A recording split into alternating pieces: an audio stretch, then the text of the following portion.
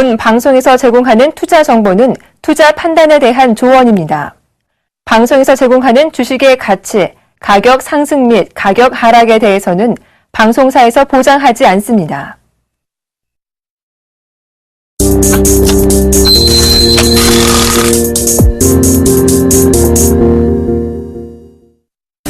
코스피 2050 고점 돌파가 올해 6, 7월께 가능할 것이란 전망이 나왔습니다. 코스피가 기업 실적 개선과 대차잔고 해소를 위한 주식 매수세에 힘입어 최대 2200 부근까지 오를 수 있다는 것입니다. 코스피는 2011년 하반기 이후 박스권에 갇혀 2050을 넘어서는데 번번이 실패했고 지금까지 일시적으로 2000을 뚫었다가 주저앉기를 7차례나 반복했습니다. 그러나 코스피가 이번 8번째 도전에서 상단인 2050을 넘어설 것으로 전망되고 있습니다. 주요 내수기업들의 2분기 실적 전망치가 한 달 전에 비해 전반적으로 하락한 것으로 나타났습니다. 세월호 참사 영향에 따른 소비 위축 등이 요인으로 분석됩니다. 원달러 환율 하락은 내수 진작에 도움이 되는 요소로 꼽힙니다. 통신, 제약, 유통, 식음료, 은행 등 주요 내수기업 86곳 중 52.3%인 45곳의 2분기 영업이익 전망치가 한 달 전보다 하락했고 전망치 하락폭이 가장 큰 기업은 KT였습니다. 삼성그룹 구조 개편 문제가 수면 위로 떠오르면서 삼성그룹 계열사 종목의 주가가 들썩이자 삼성그룹 펀드로 돈이 몰리고 있습니다. 특히 주가 흐름에 발빠르게 대응할 수 있는 삼성그룹 관련 ETF로 자금이 집중됐습니다. 지난 8, 9일에 삼성그룹 펀드로 분류되는 30개의 펀드 상품으로 모두 49억 7천만 원이 유입됐고 이는 같은 기간 기타 그룹 펀드에서 9억 2천만 원이 이탈한 것과 대조적입니다. STX와 동양그룹 사태 이후 롤러코스터식으로 오르락 내리락 해온 어음 부도율이 지난 4월에 다시 0.2%대로 급등했습니다. 금융결제원에 따르면 지난 4월 중 어음 교환소에 교환 회부된 어음과 수표 282조 3,053억 원 가운데 6,157억 원어치가 부도 처리됐습니다. 이에 따라서 지난달 어음 부도율은 0.22%로 3월보다 0.09%포인트가량 급등했습니다.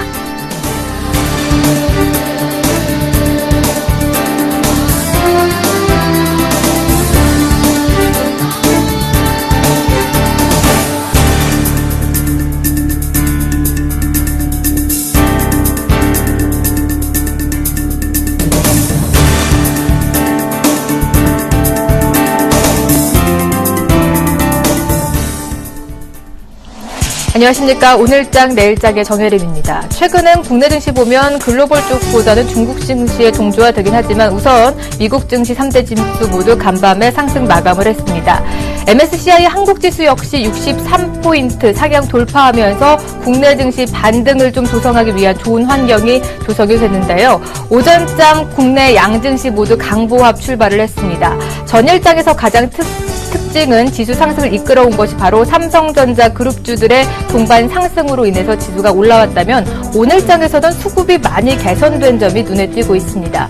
외국인이 9거래일 만에 우리 시장에 돌아와주면서 지수 상승을 이끌고 있는데요. 오랜만에 들어와준 만큼 시원하게 사주고 있습니다. 1,780억 원이 넘는 매수 물량을 사들이고 있고요. 기관도 5월 들어서 소폭이긴 하지만 꾸준히 순매수 보여왔죠. 오늘장에서 역시 외국인과 동반해서 시원하게 현재까지 1,200억 원이 넘는 순매수세 보여주고 있습니다. 이렇게 외국인 기관 동반 쌍끌이 매수 나서면서 지수 강하게 올라가고 있는데요. 단숨에 20포인트 넘게 뛰어오르면서 현재 1980포인트 후반대에서 거래가 되고 있습니다. 코스닥 지수 역시 전일장에서 551포인트까지 회복한 이후 오늘장에서 수급까지 개선이 되면서 좋은 모습 보여주고 있는데요. 거래소 시장과 마찬가지로 외국인과 기관 동반 양매수 들어오면서 현재 557포인트가량에서 거래가 되고 있습니다. 달러원 환율이 여전히 하락 압력 받으면서 원화 강세 기조가 이어나가고 있는데 잠시 외환 동향 살펴드리고요. 먼저 시장 얘기부터 넘어가 보도록 하겠습니다. 대신증권 글로벌 마켓 전략실의 이경민 연구위원과 함께합니다. 안녕하십니까? 네, 안녕하십니까? 네, 국내 시장 오늘 좋은 흐름 보여주고 있습니다. 코스피가 1980포인트까지 회복한 모습 오늘장에서 보여주고 있는데요. 이것이 과연 추세 상승으로 봐도 좋은지 아니면 단순한 기술적 반등에 불과한지가 궁금해집니다. 어떻게 보고 계십니까? 네, 코스피가 나흘 연속 반등세를 이어가면서 1980선, 1990선까지도 좀 바짝 다가서는 모습인데요. 이러한 흐름들 중에서 주목할 부분은 지난주 하락 속도, 그러니까 4월 25일 장세 음봉 발생 이후 저점을 기록할 때까지 하락 속도보다도 최근 반등 속도가 좀 빠르다는 점. 그러니까 하락 분위기를 극복할 만한 상승의 힘이 좀 강하게 나타나고 있다는 점에 주목할 필요가 있겠고요. 추세 전환 가능성도 뭐 점쳐질 수 있겠지만 오늘 같은 경우는 장기 낙폭이 컸던 종목들이 강한 반등 시도를 보이고 있다는 측면에서 일단은 기술적 반등 성격이 강한 것으로 보고 있습니다. 21선을 장대 양봉으로 돌파함에 따라서 추가 반등 가능성 그리고 2000선 회복 시도 가능성은 높아 보이지만 일단은 21선 지지력 확보 여부가 좀 더 중요한 포인트가 아닌가 생각을 하고 있습니다. 우선은 그동안 낙폭이 과대했던 종목들이 오늘 힘을 받으면서 일시적 기술적 반등이고 21선을 지지해 준다면 추세의 상승으로 전환될 것이다라는 말씀까지 주셨습니다. 전일장에 이렇게 삼성전자 그룹주가 선전을 하면서 지수 상승을 이끌었다면 오늘장 앞서 말씀해 주신 것처럼 그동안의 소외를 받았던 낙폭 과대주들이 다시 한번 힘을 내주면서 지수 상승을 이끌고 있는데요. 그렇다면 마감 전략은 어떻게 세워볼까요? 네, 일단 1980선을 넘어서 1990선에 바짝 다가서고 있다는 측면에 있어서는 시장 분위기가 굉장히 좋다고 볼 수 있겠는데요. 아직까지는 기술적 반등 성격이 강하다 보니까 강하게 추격 매수할 시점은 좀 늦은 것이 아닌가라는 생각을 하고요. 이후 대응하는 데 있어가지고는 21선 지지력, 그러니까 21선이라고 한다면은 1980선이 되겠습니다. 1980선 지지력을 확인하고 대응하셔도 늦지 않을 것으로 판단하고 있습니다. 특히 조선, 금융, 자동차, 에너지, 화학 등 그동안 좀 부진했던 종목들이 반등 세력이 크고 수급이나 뭐 그런 부분에 있어서 조금만 개선된다면은 이런 종목들이 탄력적으로 움직일 수 있다는 측면에서 21선 지지력 테스트 그리고 낙폭 과대 종목들이 추가적으로 반등하는지 여부를 좀 체크하실 필요가 있겠습니다. 네, 여전히 기술적 반등이 불가하다라는 말씀 주시면서 추격 매수 자제해보자. 그리고 21선 1980포인트대가 지지가 되는지 확인하고 대응하자라는 전략까지 세워주셨습니다. 오늘 말씀 고맙습니다. 네, 감사합니다. 네, 이어서 외환시장 동향도 함께 챙겨보도록 하겠습니다. KB 외환선물의 정경팔 팀장님과 함께합니다. 안녕하십니까? 네, 안녕하세요. 네, 오늘 모처럼 외국인이 국내 시장에 들어와주고 있는 모습입니다. 환율은 하락 압력이 커지고 있는데요. 환시장 흐름부터 체크해 주시죠. 네, 달러 환율이 하락 압력을 받고 있습니다만 당국이 개입에 나서면서 하락세가 제한되는 모습 보이고 있습니다. 오늘 서울 외환시장은 어제 종가 대비 40전이 하락한 1024원에 개장했고요. 개장 이후 코스피 지수의 상승과 외국인들의 순매에서 힘입어서 하락 압력을 받았고요. 장중 1022원까지 하락했습니다. 이후 소폭 반등하면서 이 시간 현재는 1022원 90전에 거래되고 있습니다. 오늘 아시아 증시가 전반적으로 상승세를 보여주고 있고요. 국제 외환시장에서 엔화는 위험 선호도의 증가를 반영하면서 달러화 대비 약세를 보이고 있습니다. 그러나 원화를 제외한 나머지 해외 위험 통화들의 경우 대부분 달러화 대비 약세를 보이고 있고요. 이전과 같이 위험 선호도가 증가하는 상황에서 나타났던 엔화 매도 및 위험 통화 강세 현상은 두드러지지 않고 있습니다. 이것은 지난번 뉴욕 외환시장에서부터 두드러진 모습인데요. 일본 중앙은행이 추가 양적 완화를 실시할 것인가에 대한 시장 참여자들의 의구심이 커짐에 따라서 엔화를 매도하고 위험통화를 매수하는 엔캐리 트레이드에 대한 욕구가 크지 않기 때문으로 보입니다. 이러한 상황에서도 원화만이 상대적인 강세를 보임에 따라서 N1 환율이 하락 압력을 받고 있고요. 100엔당 1,000원을 전후한 움직임을 보이고 있습니다. 네, 현재 당국의 개입으로 1022원대는 지지해주고 있는데 잠시 후에 중국 쪽 지표가 발표가 됩니다. 한 2시 반경에 발표가 되는데요. 환율 변동폭 확대를 좀 가져오게 될지 궁금해지는데 전망은 어떻게 하고 계신지요? 네, 달러원의 앞으로의 방향성과 관련해서는 글로벌 달러의 동향을 계속해서 주시할 필요가 있는데요. 현재로서는 미국의 물가 상승에 대한 기대감이 희박하다는 점이 조기 금리 인상에 대한 기대감이 약화로 이어지면서 달러를 매수해야 하는 명분은 매우 약한 상황입니다. 그러나 물가 지표를 제외한 나머지 미 경제 지표가 호조를 보일 경우 이에 따른 미 국채 수익률의 상승이 달러화의 저가 매수를 유도할 수 있고요. 유럽 중앙은행이나 또는 캐나다 중앙은행 등 다른 주요국 중앙은행들이 통화 완화적인 입장을 취할 것으로 예상되고 있는 것은 달러화의 일방적인 매도를 제한하고 있습니다. 이러한 주변 분위기는 달러 원액에 있어서도 추가 하락을 제한하는 대외적인 변수로서 작용할 전망입니다. 오늘처럼 원화가 해외 통화 대비 상대적인 강세를 보일 때 당국의 입장에서는 개입을 할 수 있는 충분한 명분이 된다고 보고요. 당국 개입에 따른 환율 하방 경직성은 지속될 것으로 보고 있습니다. 오늘 주목할 변수는 잠시 후 오후 2시 30분에 발표되는 중국의 4월 산업생산과 4월 소매 판매입니다. 두 지표 모두 지난 3월의 결과가 전월 대비 상승하면서 중국 경제가 바닥을 쳤다는 인식을 시장에 제공한 바가 있고요. 오늘 두 지표의 결과가 지난달에 이어서 연속으로 호조를 보일 경우에는 호주 달러를 비롯한 위험 통화들이 강세를 보이면서 원화 역시 강세 압력을 받을 전망입니다. 네, 잠시 후 발표되는 중국 쪽 지표 어떻게 나오는지 주목해 보시면서 시장 대응까지 하셔야 될 것 같습니다. 오늘 말씀 고맙습니다. 네, 감사합니다.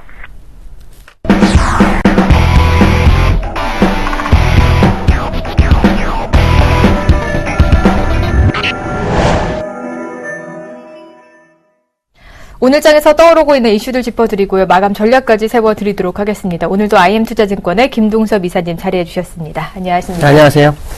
네, 오늘 22 얘기부터 해보도록 하겠습니다. 유로존의 지난 1분기 경제 성장률이 3년 만에 최고치를 기록을 했습니다. 이렇게 강력한 경기 회복을 보이고 있음에도 불구하고 22가 경기 부양책을 도입할 것이다라는 분석이 나오고 있거든요. 그 이유는 어디에선가요?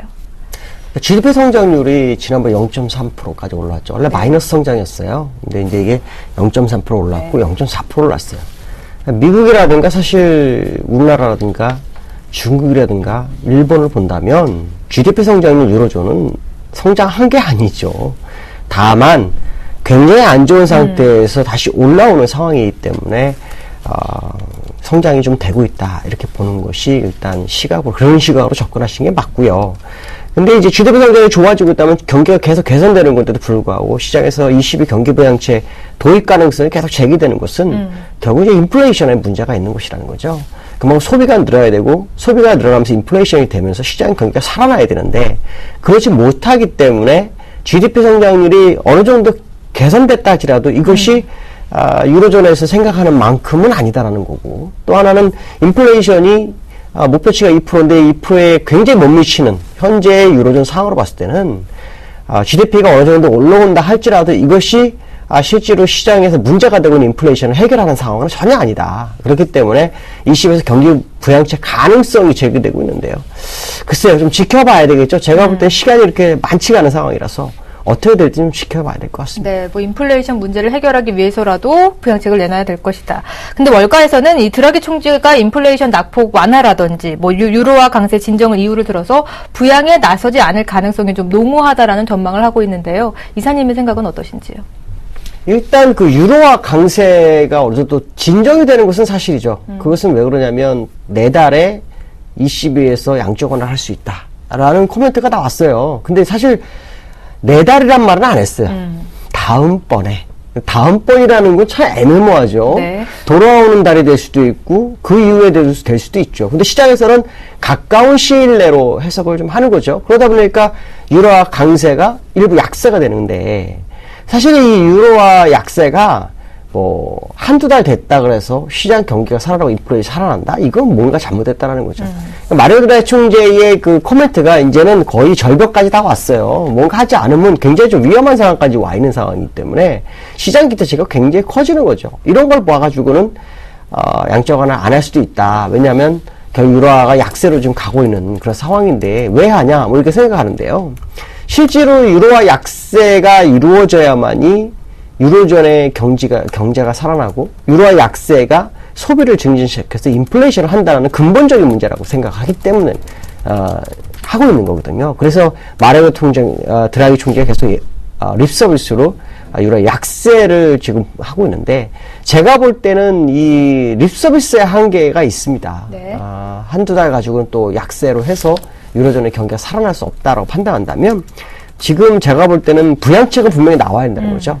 그것이 이제 시장에서는 다음번이라는 해석이 돌아오는 달이냐 아니면 그 이유냐에 대한 부분을 해석해야 되는데, 제가 볼 때는 만약에 나온다면 한두 달 내에 나오지 않는다면 사실은 양적 완화는 의미가 없다라는 생각을 한번 해봐야 될 것 같습니다. 네, 쓸 수 있는 카드가 되려면 조만간 내놔야 되겠죠. 골드만삭스에서는 좀 다른 의견을 내놓고 있습니다. 이시발 양적 완화가 빨라야 2015년쯤에 시행이 될 것이고, 뭐 두 번의 금리 인하를 해서 효과를 어느 정도 확인한 뒤에 내놓을 것이다라는 이런 얘기를 나오고 있거든요. 이것 점은 어떻게 보시는지요? 그 금리 인하 카드가 있죠. 0.25%. 그리고 예금의 마이너스가 하나가 있습니다. 두 개를 쓰고 난 다음에 그 효과를 보겠다라고 하는데 금리 인하는 없습니다. 제가 볼 때는. 왜냐하면 그것은 어떻게 보면은 보이는 정도의 그 형식적인 숫자거든요. 0.25 의미가 없습니다. 이건 사실 제가 볼 때는 좀 아닌 것 같고요. 마이너스 금리는 한번 해볼만 합니다. 왜냐하면 그 ECB 내에 그 현재 2조 4천억 유로 정도가 지금 고여 있거든요. 이 돈을 풀어준다면 그 효과를 볼 수 있는 부분이 있죠. 근데 그 할지 안 할지도 사실은 시장은 모르죠. 근데 이제 골드만삭스가 얘기하는 것처럼 2015년도에 한다? 양적 완화를, 이거는 완전히 말도 안 되는 거죠. 왜 그러냐면, 이 테이퍼링이 끝나고 2015년도에 미국에서 금리 인상 할 수도 있는 상황으로 가고 있는데 양적 완화는 말이 안 되죠. 그러니까 골드만삭스는 제가 볼 때 시장이 지금 쓸 수 있는 카드가 제한되어 있는 것도 있지만 시장이 지금 달아오르고 있거든요. 달아오르고 있는 시점에서 20일에서 뭔가 하지 않는다 그러면 여기다 찬물을 끼얹어서 시장을 무너뜨릴 수 있다라는 판단을 한 것 같습니다. 그래서 아마도 골드만삭스가 시장에 뭔가 분위기를 잡아주기 위해서 이런 언급을 한 것이다 라고 봐야 될 것 같고요. 제가 볼 때 2015년도 양적 완화는 글쎄요, 그 해석 결과가 얼마나 있을지에 대해서는 정말 궁금합니다. 제가 볼 때는 안 할 거라고 판단하고 있고요. 그 전에 만약에 뭐 하나 한다면 금리 인하보다는 지금 현재 예금률이 마이너스를 통해서 시장의 방향성을 견지할 수 있는 부분이 있지 않느냐. 그렇지만 지금 상황으로 봤을 때 양적 완화를 하는 것이 오히려 더 효과적일 수 있다는 생각을 해봐야 될 것 같습니다. 네, 골드만삭스의 의견과는 조금 다른 의견을 제시해 주셨습니다. 이번에는 중국 쪽 얘기를 해보죠. 중국이 2004년 국 구조 이후에 10년 만에 신국 구조를 발표를 했습니다. 그렇다면 이번 신국 구조에는 어떤 내용들이 담겨 있고 우리가 주목해봐야 할 내용들은 어떤 것들이 있을까요? 지금 우리가 시장에서 굉장히 관심 있는 것 중에 하나가 뭐냐면 국구조. 네. 2004년도에 이것을 실행하면서 중국장이 급등을 했어요. 그래서 중국이 6,120인가요? 거기까지 갔죠. 그래서 시장이 화랑을 타고는 그런 상황이 발생했고, 그 이후로 2007년도 정도에 꼭지를 찍고서 지금까지 내리막길을 약 7년간 한 곳이 이제 중국입니다. 근데 제가 볼 때는 중국에서 이 내용이 나오는 것은 아마도 이 중국의 약간 폐쇄적인 금융 시스템이죠. 이걸 믿고 시장에 간다는 생각을 안 하는 거죠. 그래서 이 금융 시스템을 이제 개방하고 또 지금 중국은 아무래도 사회주의 국가다 보니까 모든 게 허가입니다. 근데 이제 등록제라는 게 도입을 한다는 거죠. 이 등록제라는 게 의미가 굉장히 큽니다. 내가 등록하고서 신고하면 그만인 겁니다. 네. 그러니까 이 등록제와 허가제는 굉장한 차이가 있기 때문에 주식시장의 활성화를 가져올 것이라는 기대감이 이제 시장에 반영이 되는 거죠. 그렇기 때문에 이 주식 등록제에 아마 관심을 좀 가셔야 될 거야. 그 다음에 상장 폐지에 대한 얘기가 있어요. 이게 상장 폐지가 사실은 중국에서는 거의 힘들죠. 이번에 처음으로 그림자 금융 터지면서 상장 폐지 얘기 나오고 막 하는 상황인데, 그만큼 이제 폐쇄적인 거에서 개방적으로 바뀐다라는 것이 이제 시장의 관전 포인트가 되고 있다라는 거죠. 특히 언제까지 이걸 하겠다라는 시간표를 제시했다라는 것이 시장에는 상당히 긍정적인 호응을 받는 것이 아니냐라고 봐야 될 것 같습니다. 네. 그동안 국 구조를 기초로 해서 금융개혁을 펼친 결과 지난번에 중국 증시가 6,000포인트나 급등을 하면서 사상 최대 호황을 누렸었던 경험이 있거든요. 이번에도 신국 구조로 인해서 제2의 호황기를 누릴 가능성이 어느 정도나 있는 건지도 궁금해지는데요. 일단 기대감은 굉장히 크죠. 네. 기대감이 클 수밖에 없는 게 중국의 개혁을 하고 또 시장에서 금융 시스템 문제가 발생하고 있고 미래 경기 부양을 하고 있고, 근데 주식시장이 전혀 안 움직였어요. 그러니까 주식시장에 연계될 수 있는 내용이 전혀 없었던 상황이죠. 아니, 연결할 수 있었지만 중국의 어떤 의지가 미래 경기 부양이라든가 이런 부분으로 얘기를 하면서 시장을 못 끌어가는 그런 상황이었거든요. 근데 중국이 대놓고 이 주식시장을 살리기 위한 정책 해서 내놨기 때문에 이것은 이제 시장에 상당한 영향을 미칠 것이다라는 거죠. 다만 하루아침에 모든 게 다 이루어지지 않을 것이라는 거죠. 2004년도에도 3년에 걸쳐서 시장에 화랑이 왔다면 지금도 역시 1, 2년은 지켜봐야 되지 않느냐. 그러나 장기간 시장의 불황 속에서 굉장히 어려움 속에 있었다면 지금은 사막에서 오아시스를 만난 상황이 발생했기 때문에 중국 시장이 연말로 가면서 상당히 업그레이드 되는 장은 올 것이라는 생각을 한번 해봐야 될 것 같고요. 결국 그 호황이 과거 6천까지 갈지는 아무도 모릅니다. 그러나 중요한 것은 저점을 탈피할 수 있는 상승 모멘텀을 시장에다가 재개했다라는 거에 의미를 부여하는 것이 더 맞지 않겠느냐. 그렇다면 시장은 저점 대비로 상당히 업그레이드 되는 장이 올 거라는 것은 한번 생각해 볼 수 있다라고 네. 말씀드릴 수 있을 것 같습니다. 뭐 신구 구조로 인해서 주식 시장의 다양화, 또 주식 발행 등록제, 상장 폐지 등 이런 제도가 뭐 중국 증시 수질 개선과 함께 제2의 호황기를 가져오게 된다면 우리 증시에는 어떤 영향을 미치게 될까요? 우리나라 시장이 아마 최대의 수혜를 받겠죠. 네, 중국 관련해서 상당히 많은 기업들이 있는데 지금 우리나라 시장에서 못 가는 종목들 중국 관련주가 대부분입니다. 네. 그러니까 중국이 호황을 누린다면 우리나라 시장도 당연히 가야죠.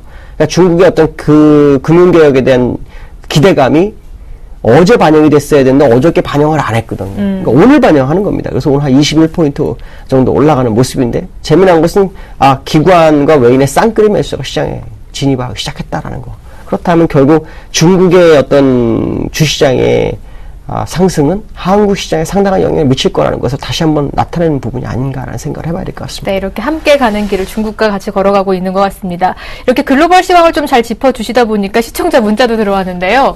하나만 질문 드리겠습니다. 7073번님이 보내주셨는데 뭐 10월에 양적 완화가 종료가 된다고 하던데 그렇다면 원달러 환율 강세 기조가 계속 이어지게 될지가 궁금하다고 하시거든요. 미국 쪽 테이퍼링 계속이 된다면 달러가 강세가 계속 될까요? 어떻게 보고 계신지요?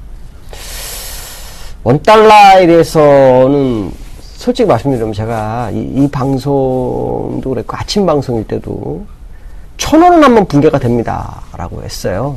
그래서 강세 마인드는 아마 유지될 겁니다. 근데 지금 제가 이제 걱정이 좀 많이 있습니다. 왜 걱정이 많냐면 환율 1,022원대 주가가 지금 맞지가 않는 게 첫 번째 문제입니다. 그래서 여기서 이제 해석을 잘해야 되거든요.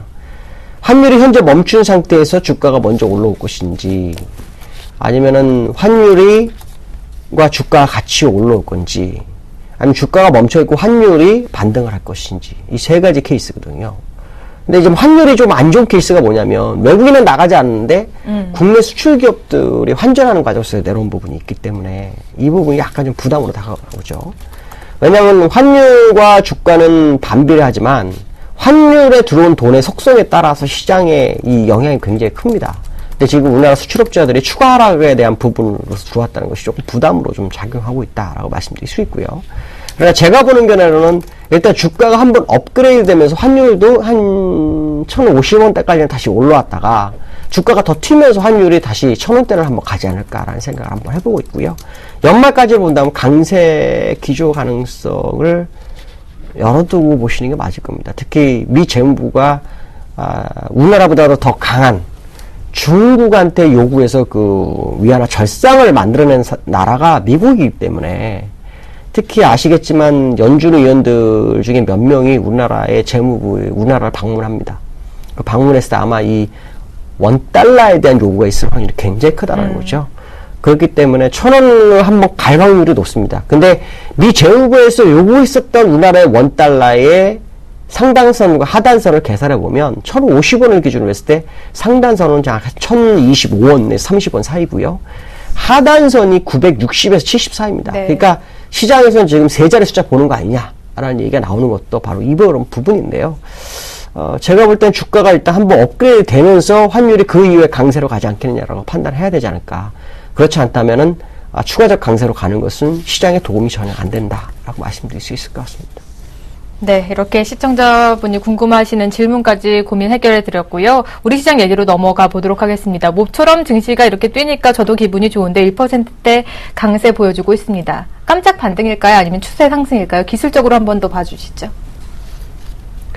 사실 우리나라 하락할 이유가 없었죠. 없었는데 이제 세월호 문제가 시장을 약간 흔들어줬고요. 그러니까 투심을 얼어붙게 한 거죠. 왜냐하면 나라 전체가 슬픔에 잠기는데 주시장에 간다는 건 말이 안 되는 거죠. 그러니까 아시겠지만 소비재도 지금 소비재 산업도 지금 굉장히 어렵잖아요. 소비 산업도 다들 어렵습니다. 이런 모습을 본다 그러면 사실은 이 주가가 갈 수가 없는 상황이 발생했었고 사실은 주가가 내려오지도 않아야 될 상황인데 그러한 이유가 주가를 하락을 시켰죠. 근데 이제 지금 그 모습을 보면은 제가 이런 얘기를 했을 거예요. 환율과 외국인과의 수급이 맞지 않는다. 외국인이 2조 정도 팔면 환율은 올라가야 정상이다. 아무리 수출 내고 물량이 있어도 올라가야 정상이다. 안 올라갔다. 외국인들이 시장에서 멈춰 있는 것이 아니냐라는 얘기를 아마 제가 해드렸을 거예요. 그러면서 에너지 축적하는 상황인데 4일 만에 올라왔죠. 근데 오늘 그 수급을 잠깐 보시면 이 외국인과 기관이 쌍끌이 매수예요. 쌍끌이 매수로 지금 들어오는 모습인데 프로그램 매수, 어저께 제가 그 비차익에서 매수가 들어오는지 꼭 보셔야 됩니다. 그런데 오늘 들어오고 있죠. 이 모습을 본다면 외국인들이 지금 시장에서 올리기 위해서 뭔가 작업을 했죠. 그래서 제가 아마 어저께 가져온 뉴스 중에 이런 에드리안 모아시라고 JP 모건 체이스 얘기를 아마 해드렸을 거예요. 그 사람이 작년에 외국인 중에서 가장 먼저 우리나라 비중 확대를 얘기를 했었죠. 근데 그 사람이 얘기하면서 주가가 13% 올랐기 때문에 한번 요거 지켜보시죠 라고 했는데 올라갈 시점에서 얘기했다는 거죠. 그렇다면 지금까지 외국인 자본은 웅크리고 저점을 잡기 위한 전략을 구사했었다는 거죠. 기술적으로 한번 월봉을 한번 보시면 이 월봉의 모습이 이렇게 확대해서 보시면 이 음봉 내리고 바로 양봉으로 올라오죠. 그러니까 사실 이걸 어떻게 보면은 이 힘을 축적하는 거에서 올라가는 건 과정이었다라고 보셔야 될 것 같고, 이 모습으로 해서 이렇게 넓게 본다 그러면 결국은 주가가 올라가기 위한 과정 속에서 너무 힘들겠다. 좀 아쉬운 건 주가 대비로 요 며칠 조정 들을 동안 주가들이 많이 빠졌어요. 그 종목들이 다시 회복을 다 못했다는 것이 좀 아쉽다라고 말씀드릴 수 있을 것 같습니다. 네, 이렇게 우리 시장 얘기까지 들어봤습니다. 오늘 얘기가 좀 길어졌는데요. 여기까지 들어보도록 하겠습니다. 오늘 말씀 고맙습니다. 네, 감사합니다.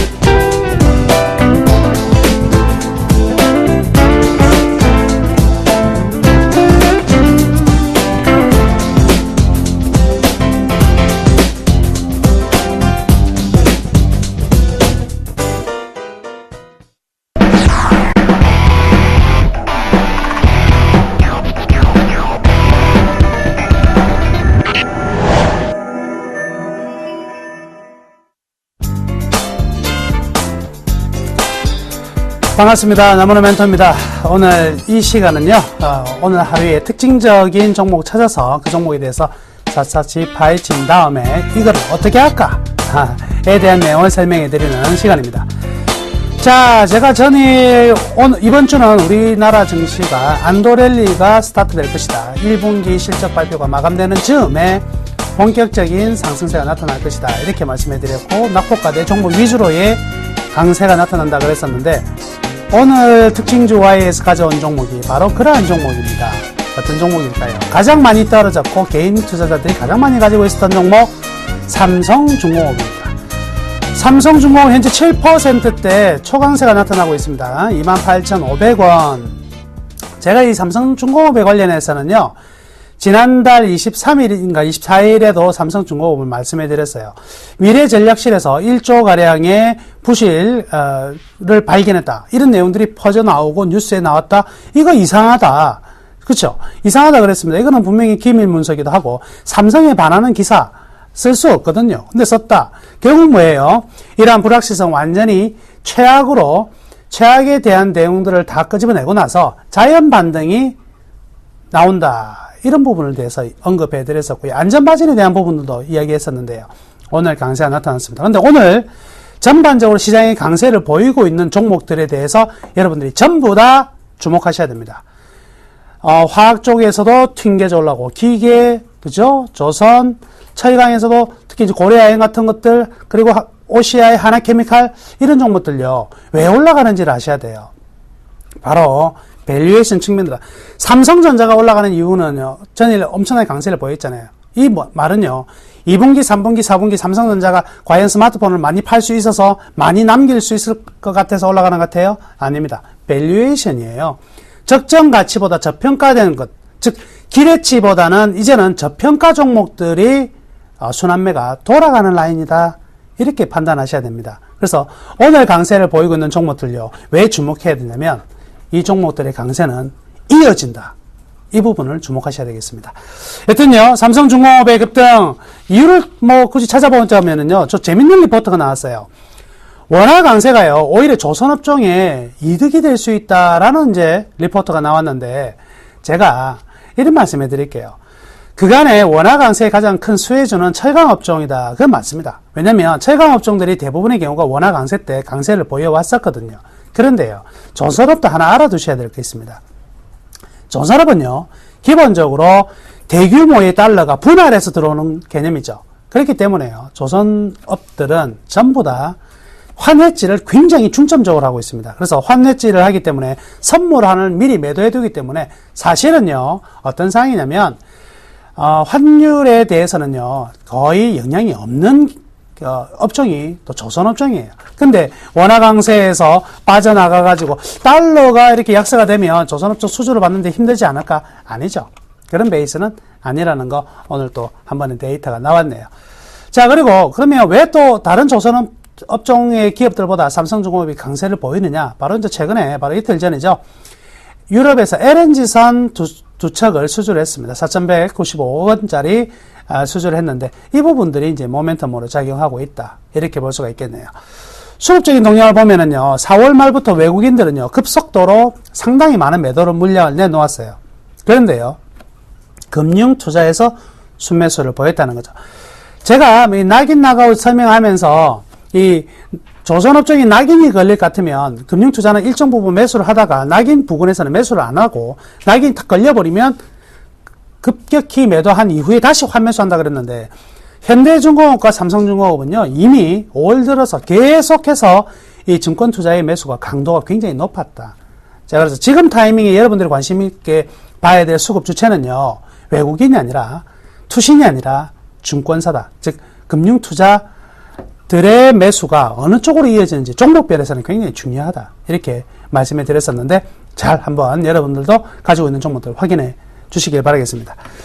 자, 오늘 같은 경우에는요, 외국인하고 기관하고요, 그냥 뭐 가격을 생각하지 않고 막 쓸어 담습니다. 그죠?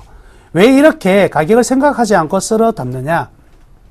그 이유는요, 어느 가격이냐가 문제가 아니라 이 종목을 살 것인가 팔 것인가의 문제라 그랬습니다. 즉 뭐냐면 이 종목은 이 가격이 너무나 싸기 때문에 내가 언제 살 것인가의 타이밍만 중요했던 거지 가격은 중요하지 않았던 부분이라는 거죠.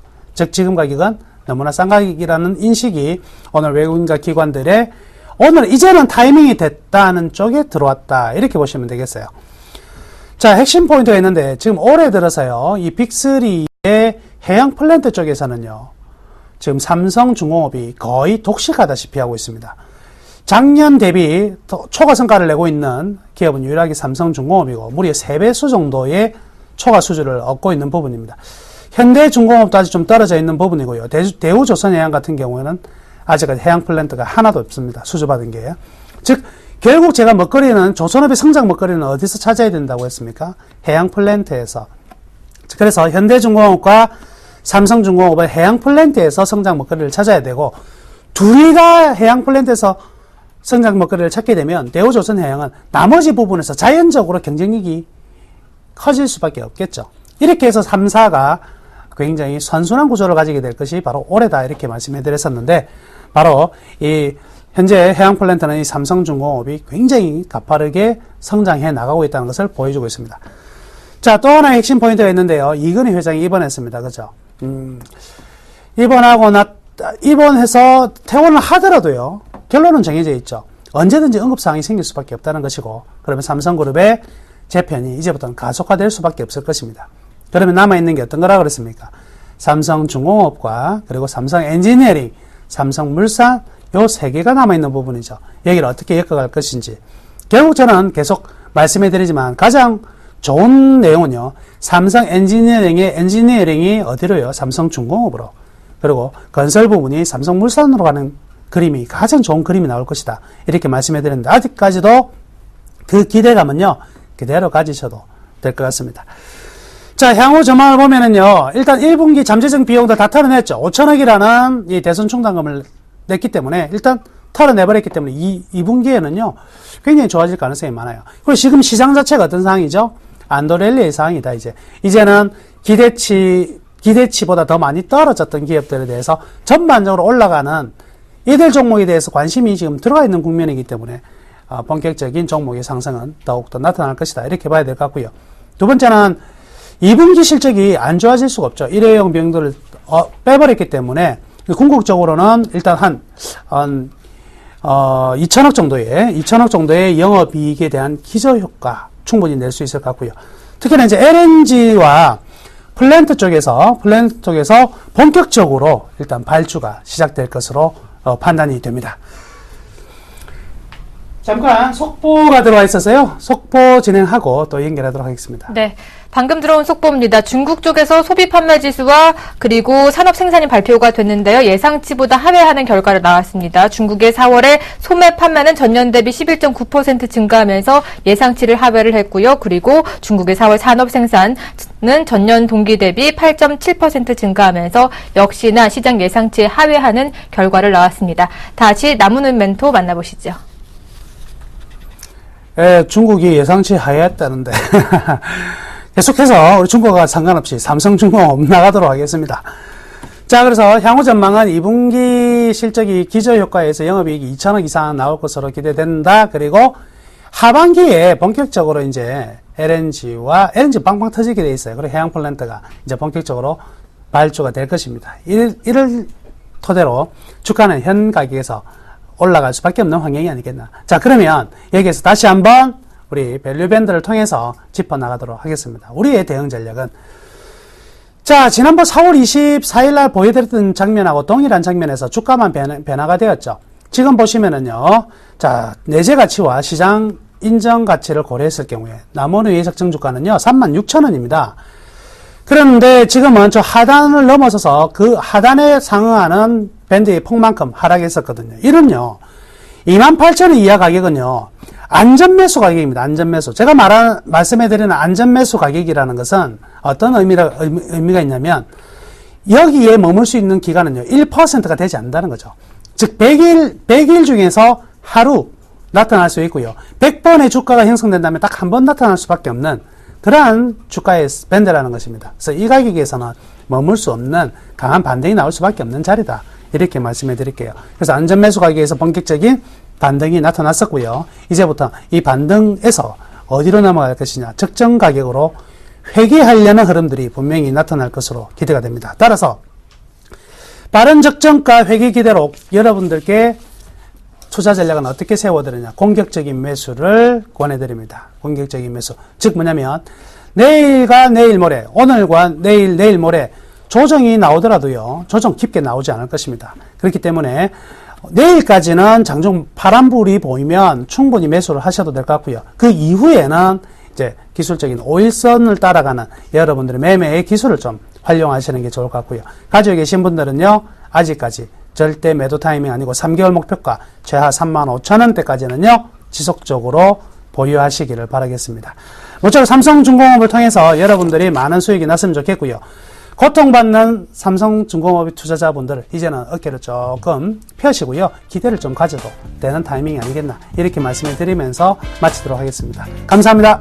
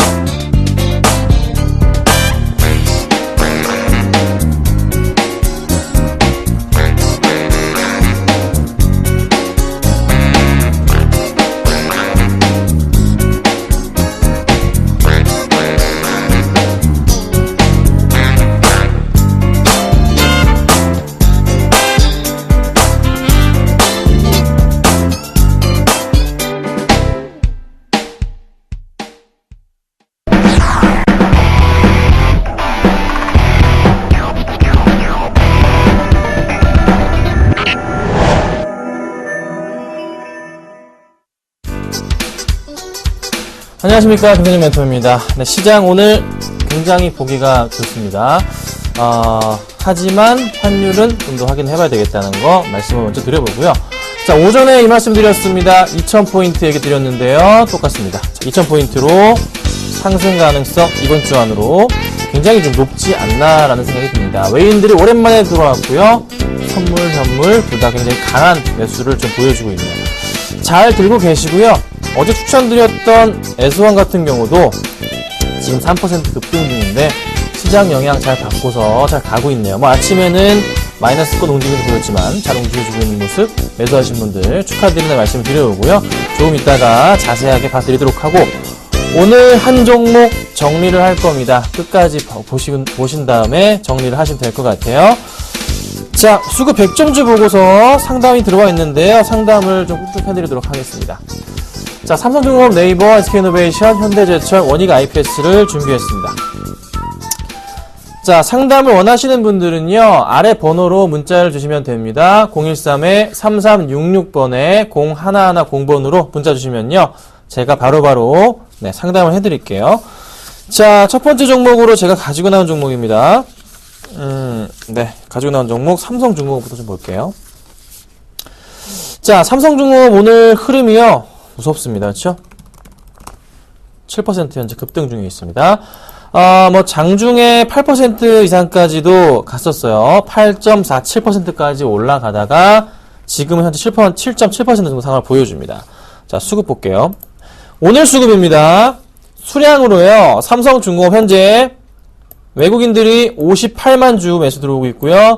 기관들이 20만 주 매수가 들어오고 있습니다. 어떻게 해석을 해야 될까요? 고민이 많으실 것 같아요. 자, 최근 들어서의 매매 동향인데요.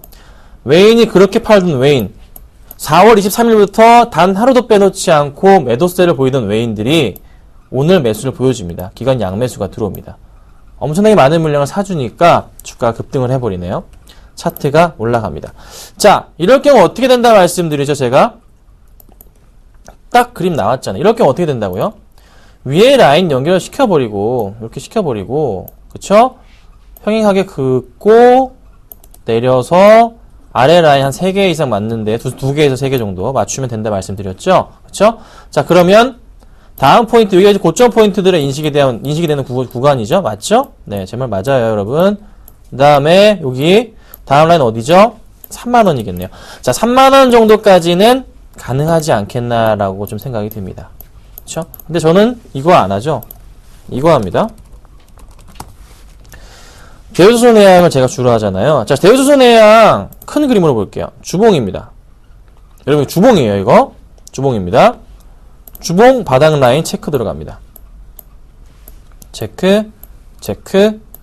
시간이 걸리더라도 얘기를 해드려야 돼요. 자, 라인 이어볼게요.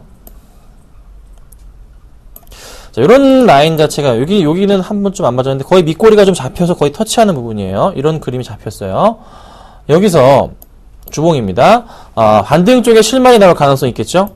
그쵸? 나오겠죠? 자, 오늘 일봉으로 돌아가서, 나옵니다. 자, 일봉상으로도 볼게요. 일봉상으로도, 이 라인에 대한, 원래 이 라인이었는데, 원래 이 그림이었다고요. 요 그림이었는데, 라인 자체가 바뀌죠? 빨리빨리 되겠다 말씀드렸어요. 이 라인으로 현재 바뀌어 있습니다. 그렇죠? 여기서 어떻게 되나요? 평행하게 가서 내리면 얼추 이 그림이 나옵니다. 그렇죠? 자, 그러면 여기서 어떻게 반등이 나올 가능성? 여기서 어떻게 갈까요? 주봉에서 올라갔듯이 이렇게 올라가 있죠? 다음 라인 어디? 31,000원 나오겠네요. 자, 뭐 이렇게 그림도 나오고 삼성중공업도 괜찮아요. 그래서 전반적으로 조선주들 흐름이 나쁘지 않습니다. 잘 참고하셔야 되고요. 좀 더 추가적인 상승 가능성 있지 않나. 제가 잠깐 추천드렸다가 대우손해하고 손절치고 나왔지만 매수가 가능하다는 판단입니다. 잘 참고해주세요. 다음 네이버 보겠습니다. 자, 네이버 4% 급등 중입니다. 좋습니다. 아주 잘 가고 있어요. 매수 가능할까요? 가능합니다. 가능 의견 드리겠습니다. 자, 수급 어제도 좋았고요. 오늘도 좋습니다. 굳이 이거 말씀드려야 될까요? 뭐 이유만 말씀드릴게요. 뭐 지수의 영향이 안 좋더라도 더 갈 것 같아요. 이유는 작년에 기억하십니까? 작년 말에 네이버 측에서 올해 라인 가입자 수 목표가 5억 명이다. 이렇게 공약을 내세웠습니다. 그런데 지금 벌써 4월 말 기준으로 4억 2천만 명. 올해 말까지 많으면 6억, 뭐 적으면은 뭐 5억 5천 명 정도까지도 늘어날 것 같아요. 그래서 이 추세로 본다면 평균적으로 5억 7, 8천 정도? 그러면 당연히 네이버 매출은 어떻게 뛸 수밖에 없겠죠. 네, 그 포인트만 보시고요. 대응하시고 매출 괜찮습니다. 자, 그 다음 이 종목 볼게요. 다 오늘 수급이 좋은 종목인 거 아시죠? 자, SK이노베이션입니다. 3.6%, 3.2%네요. 급등을 해주고 있습니다. 자, SK이노베이션도요. 라인 잡기 참 쉬워요. 매수 가는 구간이라 판단이 좀 됩니다. 요런 이제 어느 정도 고점에 대한 포인트들에 대한 부분, 요런 이제 인식 구간이 있고요. 그쵸? 여기도 마찬가지로, 네, 바닥 라인 잡아보자면, 이런 그림 자체가 나온단 말이죠. 그럼 여기서 마찬가지로, 여기 바닥 포인트에서 이렇게 움직이는 포인트들이잖아요. 똑같죠? 자, 다음 라인 어디입니까? 12만원 포인트가 눈에 잡힙니다. 자, 수급 볼게요. 오늘 수급, 기관과 외인들 양매수가 잘 보여줍니다. 최근에 수급 있었나요? 네. 기관 매도세 많이 잡혔었는데, 뭐, 개선사항이 보이니까 매수는 가능할 것 같아요. 뭐 내일도 한번 상승을 준다면, 괜찮을 것 같다. 이렇게 제가 의견을 좀 드려보도록 하겠습니다. 자, 그 다음 현대제철입니다. 자, 오늘 3.5% 또 급등을 해준 종목이에요. 자, 현대제철, 어느 정도 이제, 먼저 이제 여기 포인트 자체는, 바닥 포인트는 3월에 보여줬던 그 바닥 포인트 잡혀주면서 주가가 상승을 하는 그런 그림이 나오고 있어요. 잘 움직여주고 있거든요. 더 상승을 할 것이냐? 가능하죠. 자, 이 말씀 드렸죠? 건설주와 철강주들은요, 2분기 때 실적이 무조건 예상치보다 좋습니다. 네, 좋습니다. 도장을 찍어 드릴게요. 네. 그 흐름이 나올 거예요. 무조건 나올 거예요. 그러면, 현재 구간 때 지수가 좀 하락을 한 영향이었지만, 다시 조금 상승 쪽으로 분위기 나올 가능성이 높죠. 그쵸? 자, 그래서, 철강주들은요, 잘 보셔야 돼요. 상승 쪽 계속 움직임 나올 겁니다. 꾸준하게 잘 들고 가시면 되겠다 말씀을 드려볼게요. 마지막으로는 제가 코스닥에서 골라왔어요. 원이 가입했습니다. 한번 추천을 드렸던 종목인데요. 수익을 짧게 잘 먹고 나왔어요. 오늘 또 올라갑니다. 플러스 5.8%까지 급등을 해주네요. 코스닥 종목 중에서 수급이 굉장히 양호했기 때문에 뽑아와봤습니다. 자, 고민이 됩니다. 어떤 고민이 되죠? 큰 그림으로 볼게요. 흐름 자체가 이전에 내려오던 그림에서 바뀌었죠? 올라가는 걸로. 바뀌었습니다. 그렇죠? 바뀌었어요. 자, 여기서부터 다시 고민이 됩니다. 올라가는 그런 그림에서. 제가 이걸 추천드렸을 때 이렇게 바닥 잡고서, 그쵸? 보통 이렇게 되는데, 다음에 상단 라인 잡아보자면 상단 라인 이런 이제 모양새가 잡히는데, 맞죠? 여기서 깨고 내려갔다 올라갈 때 종목에 이상이 없으면은 요 포인트에서 무조건 올라간다 말씀을 드렸어요. 추천을 드려서 이 구간에 먹고 나왔습니다. 저희가. 네, 먹고 나왔어요. 근데 더 올라가네요. 뭐 더 올라가요. 괜찮습니다. 근데 어디 포인트 보이죠? 여기가 고점 포인트, 이 라인 맞는데 고점 포인트잖아요. 그쵸? 다음 포인트 어딜까요? 여기 포인트면 라인 잡아보자면 한 11,200원, 11,100원 정도는 고점 포인트 영향 맞죠? 조심을 해야 되는 시기예요. 지금 매수하시면 안 되겠죠? 안 되겠죠? 왜요? 종목은 좋아요. 좋은 종목일수록 이렇게 갈짓자를 그리면서 올라가는 겁니다. 이런 식으로. 다음에 매수할 기회는 10,000원이 깨졌을 때 오면은 참 좋지 않을까 말씀드려볼게요. 지금 매수하지 마세요. 자, 상담을 좀 해드리겠습니다. 상담은 좀 굉장히 많이 왔는데요. 자, 인포뱅크부터 해드릴게요. 4919님. 인포뱅크 매수가가 9,200원이십니다. 10% 매수는 잘 하셨어요. 매수한 타이밍은 잘못되셨네요. 9,200원이면 여기 포인트예요. 우리 4919님 투자 스타일을 좀 바꾸셔야 될 것 같습니다. 지금 이런 식으로 투자를 하시다가는 계속 손해보고 나오시고 물리시고 손해보고 나오시고 물리시고 그걸 계속 반복하실 거예요. 앞으로도 계속 완벽하게 뜯어고치지 않으시면 계속 그럴 겁니다. 부탁드리는 것은 제가 방송에서 하는 스타일은 그와 완전한 반대 스타일이에요. 그러니까 잘 생각해보세요. 제가 방송에 추천드린 종목은요, 지금 현재 보고 계신 인포뱅크의 차트와 거꾸로 되어 있습니다. 보통 제가 추천드린 종목들이 다 그래요. 그러니까 일반 개인 투자자분들이 사는 방법과 저는 반대로 사고 있다고요. 그래서 수익을 내고 있잖아요. 스타일을 바꾸십시오. 방송 잘 보세요. 이거는 지금 만약에 8,500원 라인 밀려버리면 많이 밀릴 거예요. 8,500원 라인. 8,500원 라인 손절가 잡으시고 대응하시고 반등 준다면 매수가 근처에서 그냥 빠르게 정리하고 나오시라고 의견 드리겠습니다. 아셨죠? 자, 6650님 삼성물산 해드릴게요. 좀 빨리 할게요. AS도 해야 되고 종목 추천도 있습니다. 자, 삼성물산 매수가 66,300원. 걱정 없죠? 저번에 이거 매수 사인 제가 드렸어요. 아침에 물어보셔가지고. 좋습니다. 가져가세요. 뭐 있죠? SDS 플러스 건설업 회복. 삼성의 대표 건설주자입니다. 아셨죠? 걱정 없으니까요. 물산은 계속 홀딩하시고 가져가시고 혹시 너무 궁금해서 답답하다 그러면 그때 한번 연락을 주세요. 죄송합니다. 상당히 많은데요. 네, 상당히 너무 많은데 죄송합니다. 여기까지 좀 제가 할게요. 지금 AS도 해야 되고 추천주 해야 되니까요. 지금 들고 있는 종목 좀 보도록 하겠습니다. 자, 오랜만에 열었습니다. 지금 이니시스가요 올라갑니다. 네, 전자결제주들 올라가고 있어요. 이거 앞으로 계속 갈 겁니다. 매수 가능 의견 드리도록 하겠습니다. 이니시스 제가 안 판다 말씀드렸죠. 똥꼬집이 아니죠. 가져갑니다. 콜마 홀딩합니다. 9% 수익 중인데요. 제가 욕심 좀 내보겠습니다. 이러다가 또 뺄지도 몰라요. 어찌됐든 가져갑니다. 자, YGN 그냥 가져갈게요. 얼마 안 됐어요. 자, KT뮤직을 정리하겠습니다. 마음에 안 드네요. 오늘 좀 밀려주는데요. KT뮤직은요, 현재 수준에서 정리하도록 하고요. 자, S1은 수익이 잘 나고 있죠? 1.2%가 아니고 지금 수익이 더 많이 나요. 3% 이상 나고 있는데요. 잘 들고 가세요. 자, KT뮤직 좀 AS 좀 해드릴게요. 자, 1% 빠집니다. 안 파셔도 제가 뭐라 할 수는 없습니다. 하지만 제가 보는 관점, 차트의 관점만 보고 말씀드릴게요.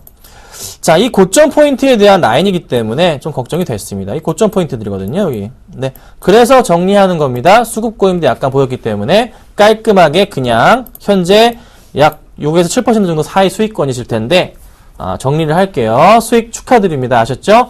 잘 팔고 나가시고요. 그 다음에 이제 S1 같은 경우 2.9% 급등 중에 있어요. 바닥에서 잘 잡으셨죠? 네, 상승 분위기 나와주고 있습니다. 큰 그림에서 보세요. 큰 그림에서. 이거 사야 되잖아요. 이렇게 밀렸다 올라가는 그래프. 자, 좋죠? 차트 흐름. 수급도 살아나고 있는 종목. 오늘 약간 수급 고임이 좀 보이는 것 같은데 내일은 바뀔 가능성이 높아요. 어쨌든 한 3% 수익 중입니다. 잘 들고 가시고요. 오늘 가지고 나온 종목 이겁니다. 네, 오랜만에 이거 또 갖고 나왔어요. 두산인프라코. 아이고, 이렇게 많이 올랐네 벌써. 참, 네, 추천드리려고 하면은 참 올라요. 좋은 거라 그런 것 같아요. 자, 두산인프라코 볼게요. 1분기 실적 좋았습니다. 2분기도 당연히 좋고요. 자회사 밥캣, 다 아시는 거고, 해외 주식 예탁 증서 있죠? GDR, 발행도 성공적이었죠. 그리고 또 하나, 기간, 매수 유입, 네, 굉장히 좋다 말씀드릴 수 있는데요. 차트 보고서 제가 추천드린 이유를 설명드리겠습니다. 자, 차트 흐름은 바닥이고요. 또 하나, 뭐냐면 실적 좋죠? 수급이 바뀌었습니다. 요거 포인트 보자면 이 큰 그림에서 현재 구간 자체는 바닥이라는 포인트 생각이 들었어요. 그래서 추천을 드리는 거고 같이 좀 맞아 떨어지는 게 오늘 수급 상황에서 이거 두산인프라코예요. 딴 거 아닙니다. 외인 27,000주, 기간 89,000주 매수가 잡힌단 말이죠. 최근에 수급 어떻죠? 기간 매도였는데 매수 전환합니다. 양매수 들어오죠? 그래서 흐름이 어떻게 바뀌는 거예요. 그래서 좀 더 상승 쪽 분위기 나올 가능성이 높지 않나 판단이 됩니다. 요 포인트고요. 참 쉽게 접근하시면 돼요. 매수가는요. 얼마 잡으시면 되냐면요. 어렵지 않습니다. 약간 조금 매수가 위로 올라오긴 했어요. 그렇지만 괜찮아요. 12,200원에서 한 12,500원, 12,550원 괜찮습니다. 현재가 부근으로 매수하시면 되시고요. 목표가는 13,500원 정도 제가 잡고요. 손절가는 11,800원으로 대응하도록 하겠습니다. 아셨죠? 자, 오늘 제가 두산 인프라코어까지 설명을 드려봤고요. 내일 오전에 또 찾아뵙도록 하겠습니다. 감사합니다.